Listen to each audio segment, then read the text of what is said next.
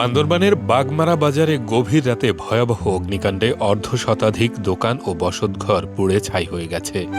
এতে অন্তত ২ থেকে আড়াই কোটি টাকার ক্ষয়ক্ষতি হয়েছে বলে প্রাথমিকভাবে ধারণা করা হচ্ছে। রবিবার রাত আনুমানিক ৩:৩০টার দিকে বান্দরবান সদর উপজেলার বাঘমারা বাজারে এ অগ্নিকাণ্ডের ঘটনা ঘটে। ফায়ার সার্ভিস ও স্থানীয়রা জানান, গভীর রাতে হঠাৎ বাজারে আগুন দেখতে পায় স্থানীয়রা। পরে মসজিদের মাইকে বিষয়টি বলা হলে তাৎক্ষণিক লোকজন এসে আগুন নেভানোর চেষ্টা করে, কিন্তু অধিকাংশ দোকানঘর ও বসতঘরে দাহ্য সামগ্রীর কারণে আগুন দ্রুত ভয়াবহ রূপ নেয় এবং মুহূর্তেই তা চারদিকে ছড়িয়ে পড়ে। ঘটনার খবর পেয়ে রংছড়ি ফায়ার সার্ভিসের ৪টি ইউনিট ঘটনাস্থলে এসে ৩ ঘণ্টা চেষ্টা চালিয়ে আগুন নিয়ন্ত্রণে আনলেও ততক্ষণে বাজারের অর্ধশতাধিক দোকান ও বসতঘর সম্পূর্ণ পুড়ে ছাই হয়ে যায়।